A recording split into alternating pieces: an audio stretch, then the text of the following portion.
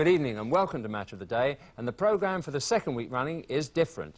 Due to an industrial dispute, coverage of our main match is somewhat restricted, but league leaders West Ham and champions Liverpool will still keep you on the edge of your seats. Here's Witten. Good effort! And Grobbelaar did well. And that's followed by Leicester City, whose start to the season hardly suggests that they would be singing in the rain that fell at Filbert Street today. But their approach to their game against Southampton indicated that blue skies might be just around the corner. Tonight's headlines: Charlton's chairman offers to resign in a bid to save the second division club. Aston Villa's manager accuses a Birmingham player of butting one of his men after today's match. Liverpool are likely to lose their top striker for Wednesday's European Cup tie. And world champions Italy are sensationally beaten at home by Sweden, a result that puts them out of the European Championship.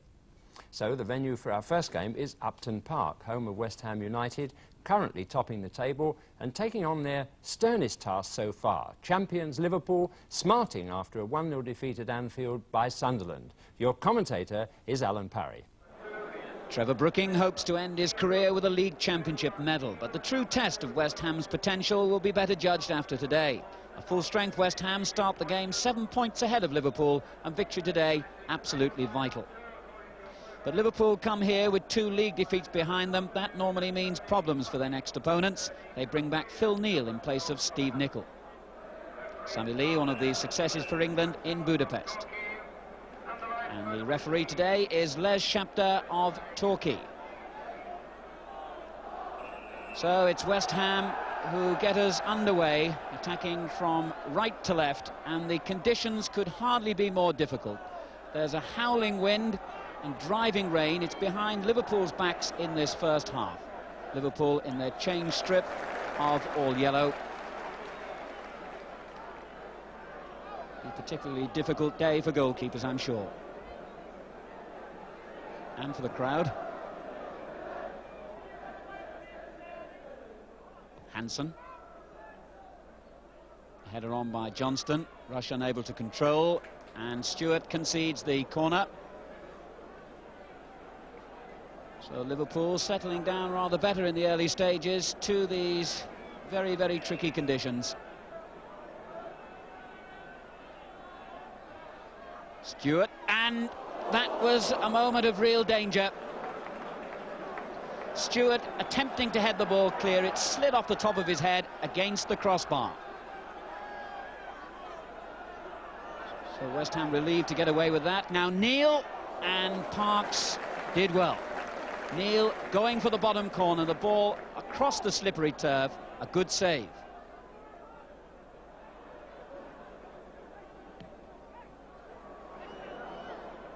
Tremendous length on that kick. And Kennedy in trouble for a moment, and Goddard almost made him pay for it.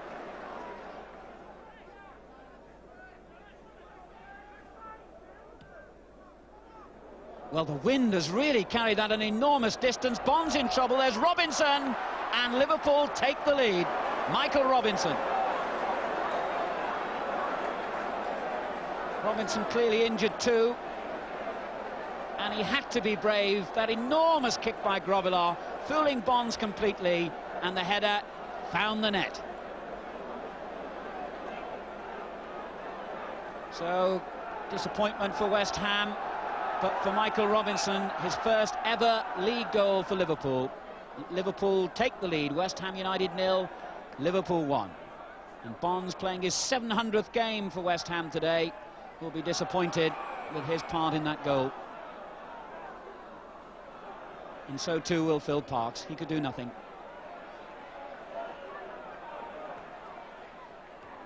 Good layoff. And a better ball still by Dalglish to Johnston. Robinson continues his run in the middle. Souness. And Robinson, that's his second. And Liverpool take a 2-0 lead. Well, once again, Liverpool's stylish play down the left-hand side, important in the goal. It was a fine cross by Johnston. Bonds, a poor clearance really. Souness had the first effort, and Robinson finished off. So the West Ham spectators disappointed to see their side lose 2 goals in the first 25 minutes, and not many teams come back from that kind of deficit against Liverpool.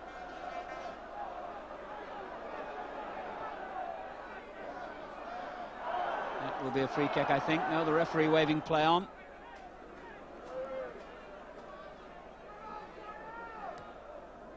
Another enormous kick aided by the wind for Grobbelaar. This time West Ham get it clear, and that was a foul surely by Johnston on Pike. And Graham Souness, the Liverpool captain, trying to intervene, but Johnston will be booked.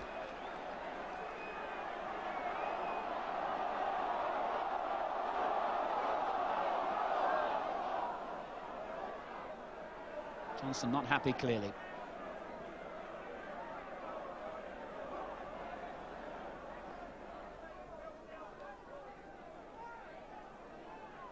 West Ham really struggling to put together any really threatening moves in this first half. Liverpool's domination has been almost complete. And that's a fine ball too from Robinson for Rush. It could be even more complete now. And Parks does well. Robinson trying to come in on the rebound, but it never happened. Robinson's header set up Ian Rush then, who showed great pace, tried to pull the ball clear of Parks, who fingertipped it to safety. Devonshire. Oh, well, Liverpool get behind the ball. Lee and Neil in Devonshire's way here.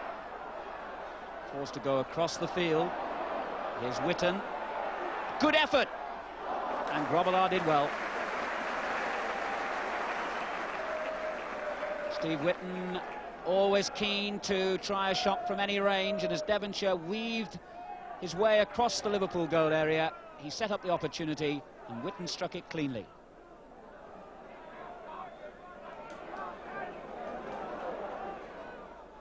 Bonds clear. Devonshire beaten though. Here's Lee for Liverpool. On the right is Phil Neal. Liverpool's running off the ball, exemplary really. One of the main reasons why they do so well. Always a man in support. This time it's Dalglish. The shot was deflected.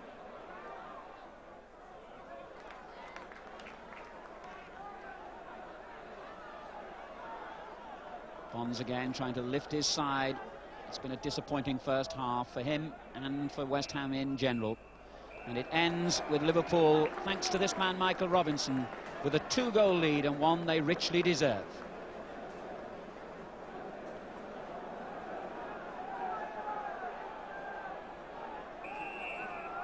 So Liverpool start the second half before a capacity crowd of over 32,000 here at Upton Park. Wondering, no doubt, Ronnie Moran and Roy Evans there on the Liverpool bench, wondering just how much the conditions will affect them in the second half. As Bonds brings down Rush, certainly West Ham found terrific problems against this gusting wind. And Phil Neal has waved to the Liverpool bench, clearly anxious. Could be that this injury is worse than it first appeared. The Liverpool fans amongst the crowd see Rush go off, in fact, and David Hodgson, the substitute, will come on in his place. Hodgson, who lost his place initially to Michael Robinson when he joined Liverpool in the summer. The game restarts with a Liverpool free kick. This is Lee. Souness. Given away. Devonshire for West Ham. Lee battling to win it back. And battling a little too hard. West Ham's free kick.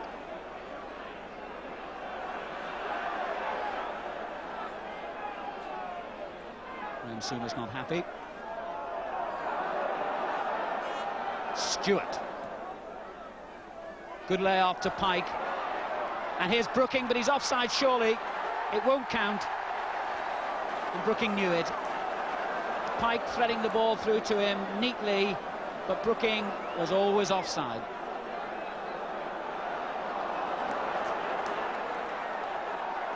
Kennedy for Liverpool.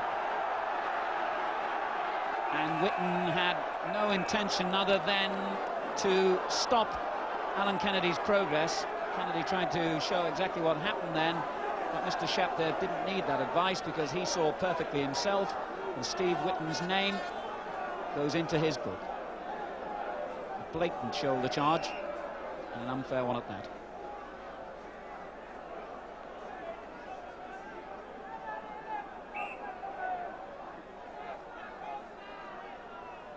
Hansen.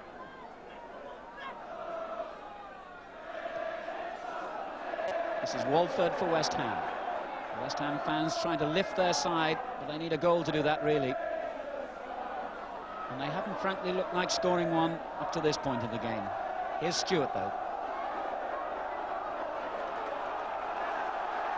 It's been a masterful display by Liverpool so far, and Johnston and Bonds clashing off the ball. And Johnston, of course, was booked in the first half, is in trouble here. Bonds trying to plead with Mr. Shapter that he should stay on, but I think that Johnston will have that long walk to the dressing room. All the players trying to say their piece on Johnston's behalf, but Mr. Shapter looks insistent. Alan Devonshire joining the pleas, but Johnston must go off. And I must say that's a harsh decision. The conditions, as much as anything, causing that tackle on Billy Bonds. And Mr. Shapter, as running around, puts an arm around Johnston, and the crowd wondered too why the referee was quite so harsh, I'm sure. Goddard.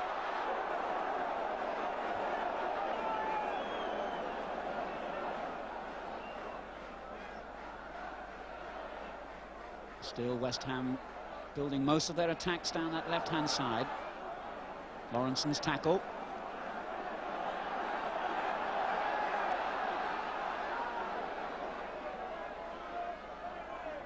Walford. Goddard through, Brooking, and Grobbelaar made a good save then. He hobbles away, he had to be brave, and he was at the feet of Trevor Brooking.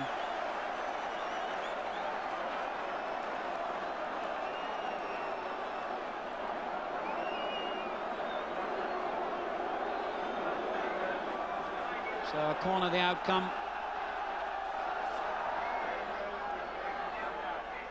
Bonds, and Liverpool get it clear.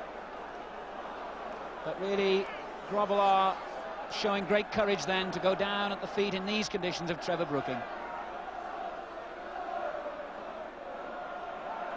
Souness for Liverpool. Robinson has worked tirelessly for Liverpool's cause, particularly since Johnston was sent off and they were reduced to 10 men. He really has had an excellent game. Here's Lee. Souness. Dalglish wanting it. And Robinson, and that's the hat-trick! And the man of the match, deservedly, gets number 3 for Liverpool. A good build-up, Lee and Dalglish involved, but Robinson's finishing was immaculate. So, West Ham 0, Liverpool 3, and Liverpool really have dealt a lesson to West Ham today. West Ham, who started as league leaders, but really know now the measure of what it needs to be league champions. Park's beaten 3 times. Hodgson. Stewart takes over, but Hodgson got a foot in. And Liverpool have contested every tackle so keenly. And again then. And Whitten running into Dalglish.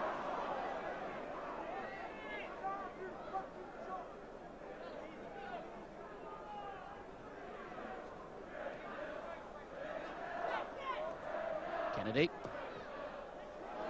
Oh, it sneaked through to Dalglish, and Robinson nearly got a 4th and still could. And Parks did well in the end. Well, Dalglish lifting the ball across the goal. Robinson came in, and it was a good reaction save. This is Devonshire for West Ham. Time running out for them. And surely any thoughts of even a point have gone now. Souness.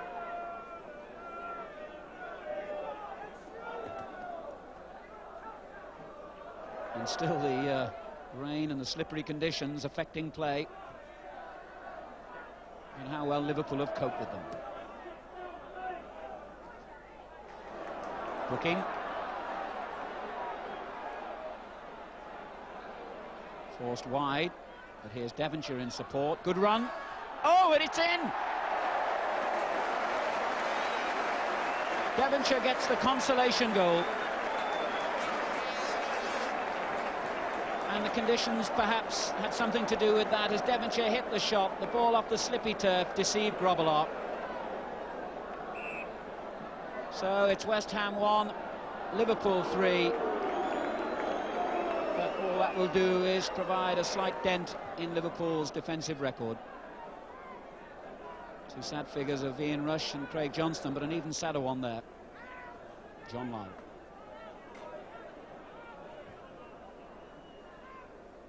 Robinson, he's won most of the balls in the air. He really has had an outstanding game.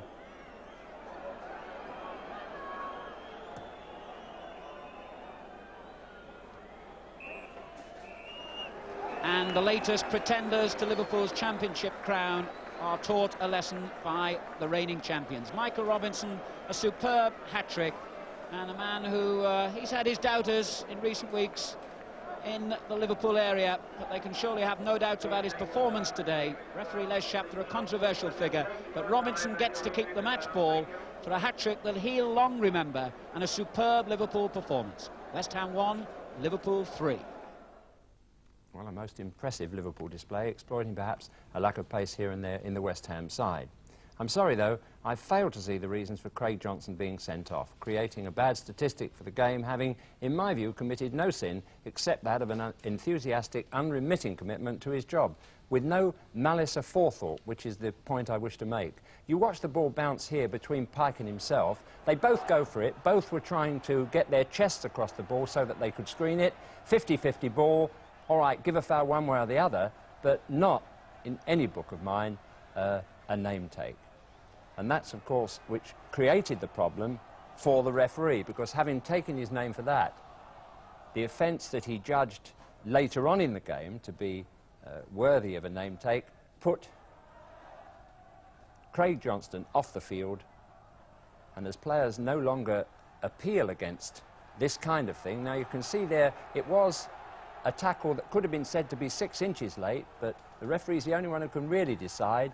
But my view is that he went for the ball, and I think Billy Bonds is agreeing here and saying, look, that's not a sending off offence, ref, but off he had to go, because these days 2 name takes and you're off the field. Now this is the sort of offence. Stevie Whitten's the one that commits it here. He's running across Kennedy. He's had time to think, and he destroyed skill and stopped the play. No grumbles about that kind of premeditated offence being punished in this way. But don't punish the lads for going for the ball. Well, if I become hot under the collar about that, perhaps the rain at Filbert Street will cool me down a bit. It was relentless and made life most uncomfortable for the players of Leicester City and Southampton, not the least for the goalkeepers and your commentator, John Motson. Pouring rain and a howling gale dampened the reception for Peter Shilton, who returns from Hungary to his home city of Leicester, where he began his league career over 17 years ago. And he comes with a record of only 2 goals conceded in Southampton's 8 league matches. One man hoping to spoil Shilton's run is Leicester's Gary Lineker, who's scored 4 of the only 5 goals they've managed this season, and he's recovered from a throat infection. But they are without Bobby Smith, who has a hamstring injury, so Ian Wilson switches to left back. At number 6, Ian Banks is back after injury, and up front, Peter Eastoe makes his debut after coming on a month's loan from West Brom. There's also a recall for Tommy English at number 11. Southampton are without fullbacks Mick Mills and Nick Holmes, both injured, so Steve Baker and Dennis Rofe deputise. Rofe is also a former Leicester player, but another one, Frank Worthington, is suspended, so Ian Baird is at number 9 on a day when Southampton's reserve strength is put to the test. But one man who rarely gets injured is David Armstrong. This is his 450th league appearance. And the referee this afternoon is Bob Nixon from West Kirby on the Wirral. Well, just under 9,000 people in the ground at kick-off time at Filbert Street, and what atrocious conditions they've got to contend with on the terraces as the game gets underway.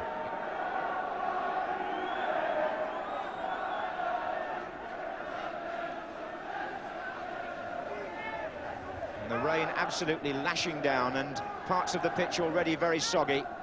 David Armstrong. Here's Rofe. Danny Wallace.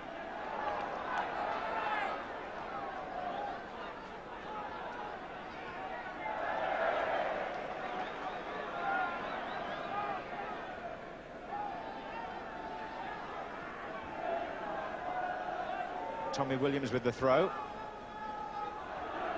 And there could be some mistakes on this surface. The ball is going to skid, especially on those parts of the pitch which are already partially underwater.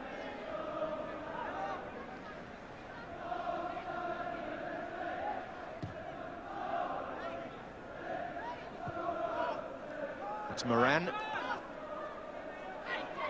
Steve Williams to Baker. Moran again. Here's English for Leicester.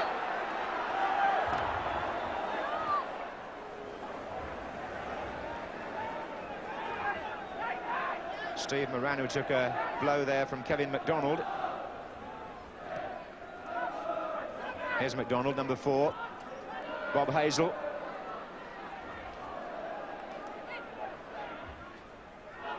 And Kenny Armstrong, who recovered his balance.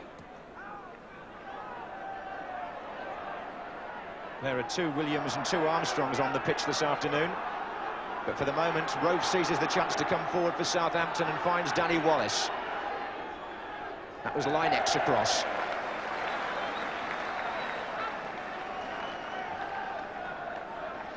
Danny Wallace, injured playing for the under-21s during the week, but fit to play today. Mark Wright has gone up onto the edge of the 6-yard box.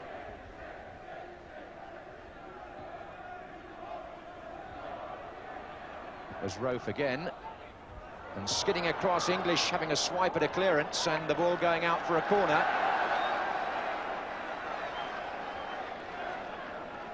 Mark Wallington is back in goal for Leicester, having now signed a contract. He was previously on week-to-week terms, but Mark Grew, the new goalkeeper, got injured after 5 matches.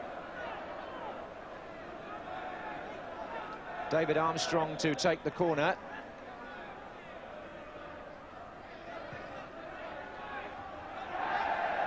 Back in again by Baker. Now Agbula. Rofe.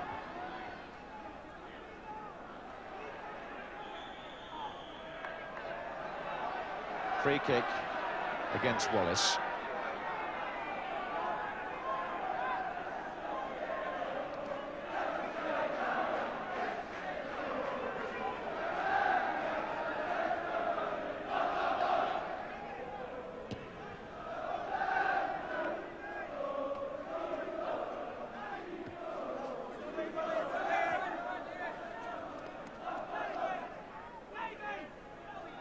It's been raining here since early this morning, and the pitch has taken an awful lot of water. Here's David Armstrong for Southampton.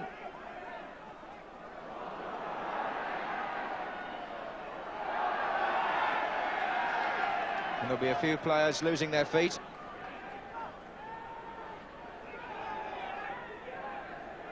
Five minutes gone. Steve Williams forward for Southampton. Wallace. Moran. That's a good ball. Baker slightly deceived by the pace of it, and it's going to skid a lot this afternoon. Ian Wilson for Leicester.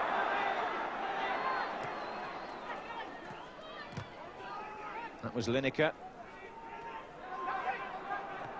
And those back passes must be given some weight today. If anybody pushes one short, there'll be a scoring chance. That was right. Steve Williams.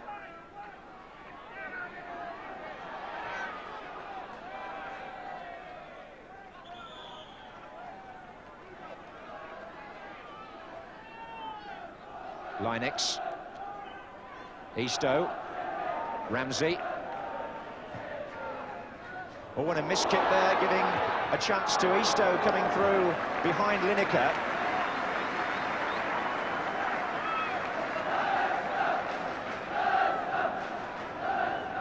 Agbula relieved there because that was a complete miscue, and it allowed Isto a shooting opportunity early in his debut for Leicester.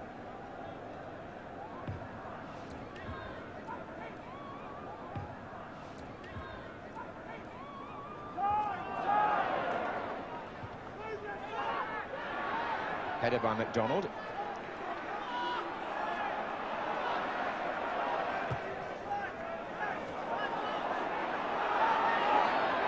And the way back is cut off here. And right, foul by Isto.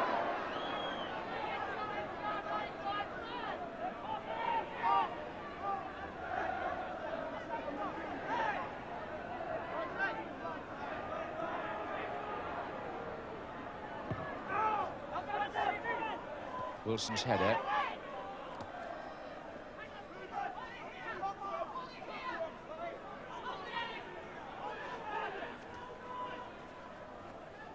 Baird. Beaten though by Banks. Touched off by Lineker to Isto. This is Ramsey. Outside him is Linex. Up against Rofe. And beating him. And pulled back well. And Kenny Armstrong covering to concede the corner, which Linex has gone across to take. And away this time by Wright. Here's Ramsey. Tommy Williams. And Linex seeing plenty of the ball, and there are plenty in the middle for him here. Bob Hazel arriving. In fact, he arrived from Queen's Park Rangers last month, Bob Hazel, to take over the number 5 shirt here. Linex supplying the cross.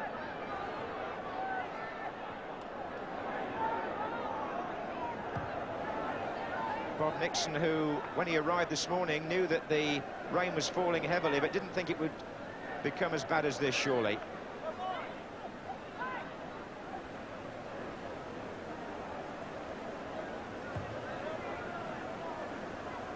That's Linex.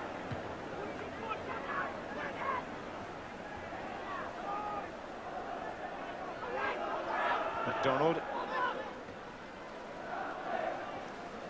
Well played by Moran. David Armstrong trying to push one through.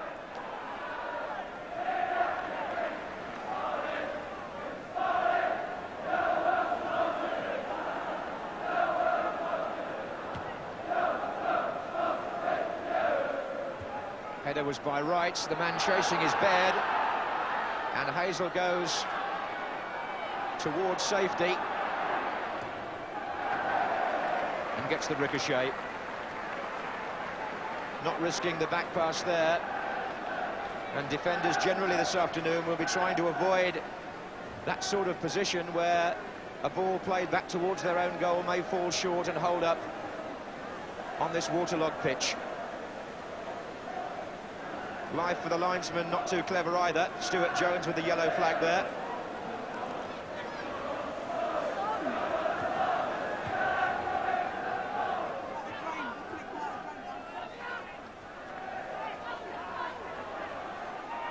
That was Ramsey. Header by Kenny Armstrong, and then David Armstrong. This is Wilson. Well, very shortly the ball will not run at all. It's holding up in virtually every part of the field. McDonald. And that was a foul by him on Baird. Williams wanting a quick free kick. The opposition were not 10 yards away, but the referee played an advantage. Here's Tommy English.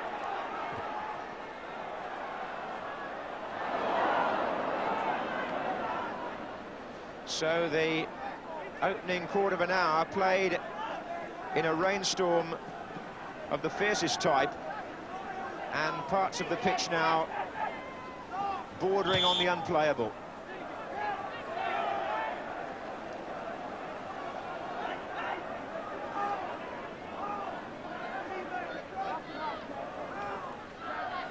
Banks.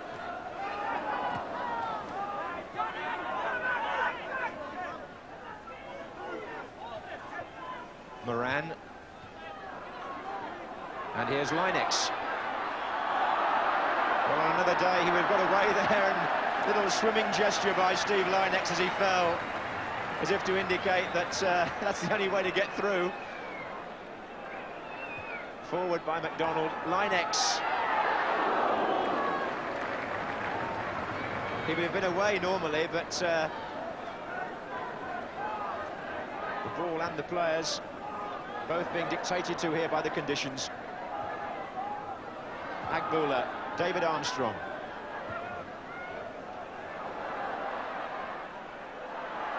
It's all something of a lottery.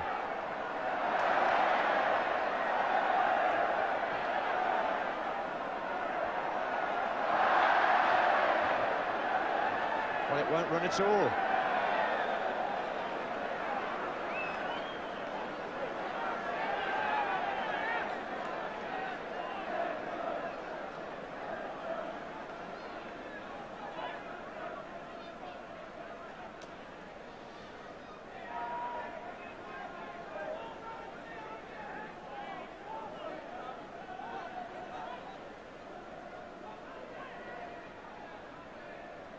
Rofe with the kick. Oh, he's taking a tumble in, striking the ball. Here's Baird, and he's down as well.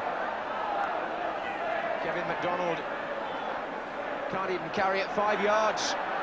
Look at that. And he's got players all around him from Southampton and still manages to get it away. Up to Lineker, who takes on Mark Wright and forces a corner.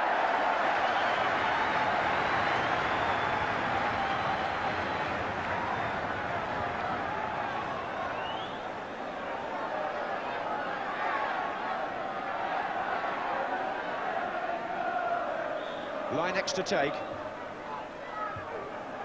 was right with the header. Here's Ramsey. Linex is offside.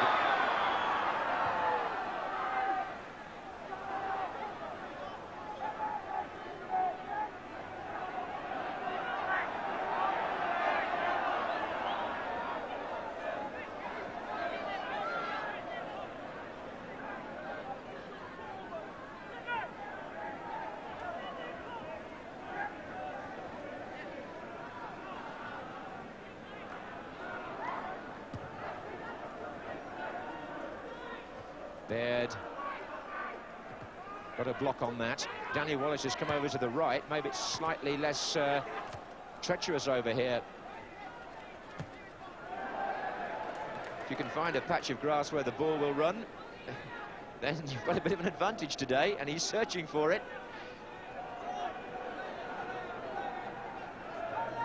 And the referee, I think, is going to have a word with his linesman, possibly about conditions, because this has got to the point now where it's virtually unplayable in certain areas of the pitch. And referee Bob Nixon has got to make, in a way, a difficult decision at this stage of the match. Luckily, the rain is just starting to ease a bit, and he's obviously going to give it a few more minutes and see how it goes.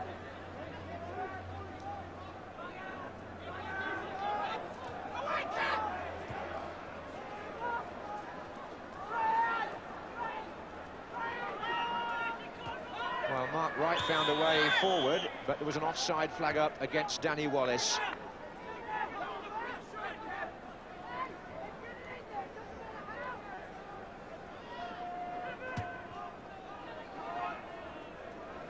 Here's Steve Williams. English. Well, it was a good turn, but the ball just won't move forward or back unless you hit it as hard as that. Kevin McDonald deciding that the only thing to do was to strike it with some venom, and he sees the funny side of it too.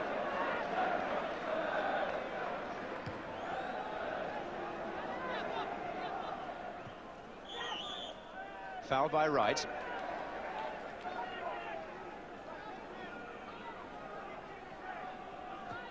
Forward by Banks. Looked like a handball there by Steve Williams, but play goes on. Ramsey. Steve Baker trying to get in, and does. Williams.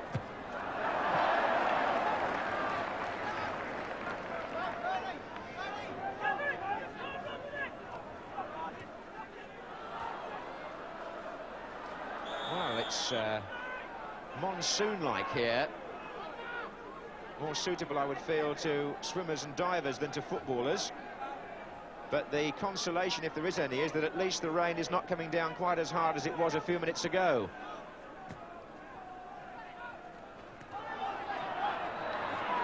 Tommy English for Leicester. Into Lineker. Isto is running on. Here's English. And Lineker couldn't get his shot in. And it bounced off Ramsey in the end. All a bit of a scramble. But Gary Lineker just saw a glimmer of an opening there.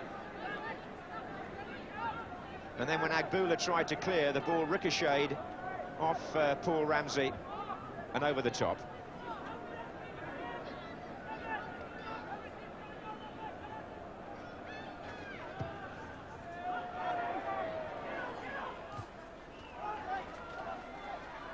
And Lineker.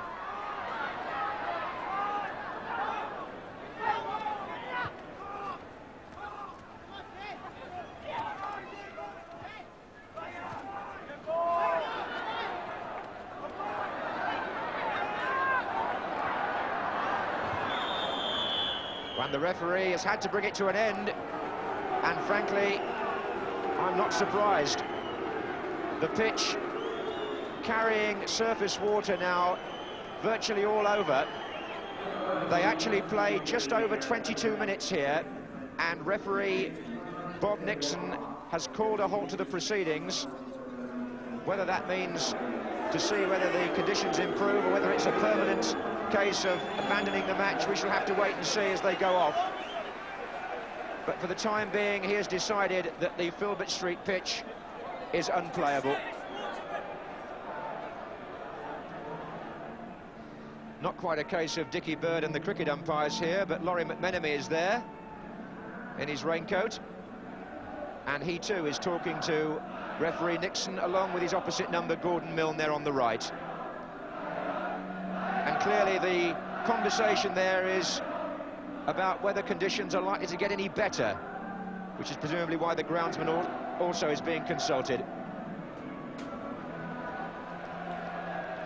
Well, surely one of the most bizarre scenes, this, of the English season in this or any other year, because the ground staff are now being asked to fork the pitch and see if they can get rid of the surface water, a point that's obviously been made by Laurie McMenemy, who's standing just close to them, having examined that puddle.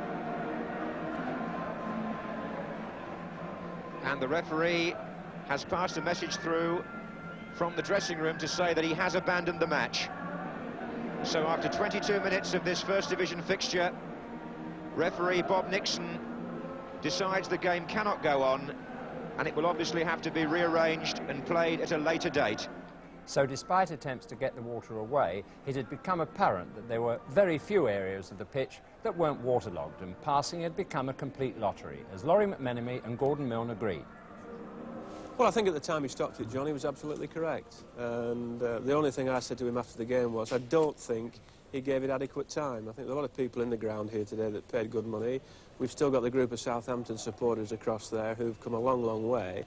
And I think if we'd have said to them, look, let's give it half an hour, you're all prepared to wait, we'll have a go at it and see what we can do, then after you've tried and it'd been no better, then by all means put the game off. But I think the decision was a little premature, and we didn't show the people here that we did or could try and do something about it. Would you agree with that, Laurie? He was right to stop it when he did, the referee. It had got to the stage where the ball wasn't travelling more than a yard or two. When I got on from up there in the stand and I went on, there was parts where it was really over your ankles, and I think that's what worried the referee, whether the groundsman could get it away. And his decision really was to Gordon and I that he would give it 10 minutes. You know, one of the press lads says that he's given it about 7.5, but you see the rain didn't stop. It's still raining now, and he'd had the forecast apparently before the game, It's one of those things. Nobody's got the right answer. Just coming back to you, Gordon, are you worried about any local reaction in terms of supporters here who feel that they've been let down? No, I don't think. The only thing, as I said, John, is I think they would have all joined in the spirit of the thing. I mean, they had to stand through it, doesn't it? And it was, I mean, freak conditions. And I think when you're subject to freak conditions, you have to give yourself a little bit of time and look at it and just say, OK, there's no problems. Just let's see if we can sort it out. I think they'd have quite gladly hung around for 30 minutes and seen if a group of people could have shifted this. Local knowledge, as you said earlier, John, the pitch is one of the best in the country in terms of draining. And I said to the referee to have a look at 4:15. The way it's going, it could possibly still have been unplayable. But it was just, you know, having a token gesture and showing them that we were trying to do something about it. I think it's the time factor is the one. I don't know if there's a set time referees have to wait in certain circumstances like this, whether it's 15 minutes or 10 or whatever. But I think one of the things was that nobody could give them an answer as to how they were going to get the water off. I don't think you could have got a tractor on at that time. You know, and when the man appeared with a couple of garden forks, I mean, I couldn't see him getting right around the whole pitch with 2 garden forks. Oh, he's quick. Well, I tell you what, you should sign him on. Gentlemen, thank you very much indeed. Well, if anyone is still in any doubt about the possibility of the game being finished, particularly supporters who felt they were let down, it's worth watching the closing moments of the game again. When the referee has had to bring it to an end, and frankly, I'm not surprised. Really no one to blame except nature for that unfortunate happening. And what struck me, though, was that the spectators seemed to be enjoying the unavoidable mishaps and mistakes that were occurring rather more than the stylised midfield stalemate that sometimes occurs when conditions are perfect. In view of West Ham's defeat, Southampton could have gone top of the First Division had they won at Leicester. Instead, Manchester United are the new leaders following their 3-0 win over West Bromwich Albion. United lead by a point from West Ham, who themselves are a point ahead of Queen's Park Rangers, Southampton and Liverpool. United manager Ron Atkinson said tonight, "I'm happy to be on top, but I wouldn't have complained if West Ham had stayed there because it would have meant they'd have taken points off Liverpool." Arthur Graham, what a bargain he's proving, scored at United's first against Albion, his first for the club. But the team to watch are promoted Queen's Park Rangers, 2-0 winners at Ipswich, to make it 5 victories in a row. Simon Stainrod got the first, with England's John Gregory making certain with the second in the closing minutes. Paul Walsh, surely an England man soon, was on target again, getting Luton's winning goal at Everton. And Peter Withe got his 7th goal of the season as Aston Villa beat neighbours Birmingham 1-0 in what appeared to be a bad-tempered derby. Villa's Colin Gibson was sent off for a foul on Noel Blake, who himself was accused by Villa manager Tony Barton of a butting incident after the final whistle. Blake, who missed a penalty, was apparently involved in an ugly scene with Villa's Steve McMahon, and Barton said Blake butted him and the referee didn't see it. McMahon has a bruise under the eye, but will be fit for the UEFA Cup trip next week to Moscow Spartak. Not so lucky at Liverpool. Ian Rush, who we saw limp off in the second half with a groin injury, looks certain to miss the European Cup tie with Athletic Bilbao at Anfield on Wednesday. A quick check with the other teams involved in Europe reveals no serious problems. That includes Tottenham, 3-2 winners today at Wolves, with the back-in-favour Steve Archibald getting the first 2. That's 6 goals in 5 games for the Scot. In Division 2, Sheffield Wednesday are now 4 points clear following their 1-0 win at Portsmouth and Manchester City's 1-0 defeat at Charlton. Chelsea maintained their challenge, winning 2-0 against Cardiff. The big news of the day comes from Division 2, where Charlton chairman Mark Hullier has offered to resign from the board if it would save the club from closing down. Charlton are threatened by a winding up order in the High Court on Monday, while Mr Hullier himself faces bankruptcy proceedings on Tuesday. Both actions have been brought by former Charlton chairman Michael Glixton, who claims he's owed over £500,000. Mr Hullier said in a statement this evening, "If my continuation as a director is felt by Mr Glixton to be preventing him settling his differences with Charlton, then I would resign forthwith." Perhaps the fans feared it might be Charlton's last game because nearly 8,000 turned up today, their best crowd of the season. In Division 3, Oxford lost their unbeaten record with their 2-1 defeat at Plymouth, but stayed top, a point ahead of Hull, who kept their unbeaten record with a 1-1 draw at Brentford. Division 4 leaders York City also lost 3-2 at Swindon, but they too stay top, a point clear of Bristol City. Action from the Scottish Premier Division now, with the 2 bottom teams, Motherwell and St Johnstone, looking for their first league win of the season. Your commentator is Archie McPherson.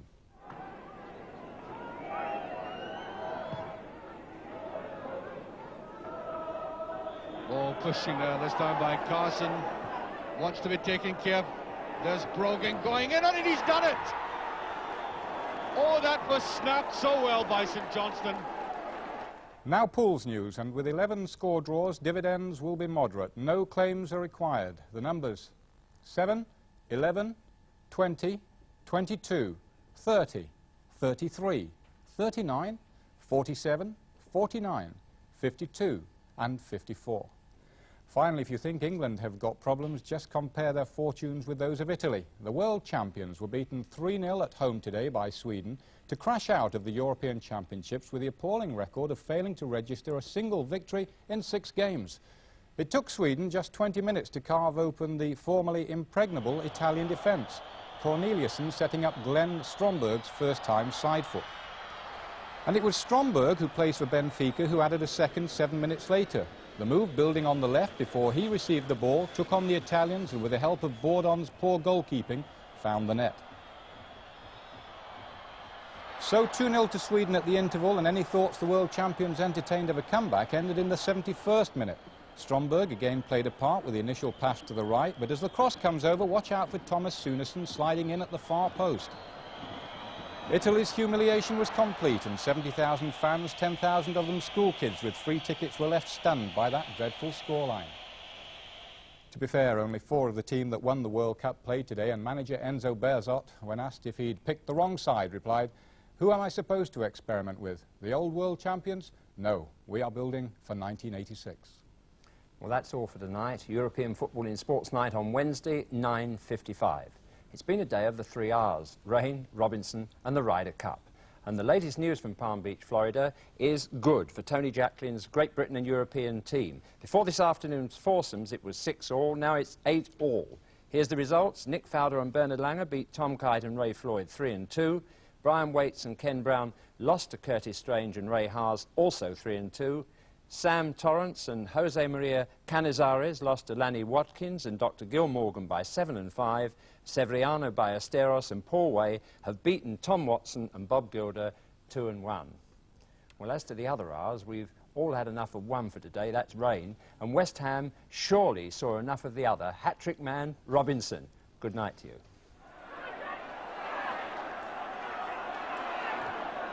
Well, the wind has really carried that an enormous distance. Bond's in trouble. There's Robinson, and Liverpool take the lead. Souness and Robinson, that's his second. Robinson, and that's the hat-trick.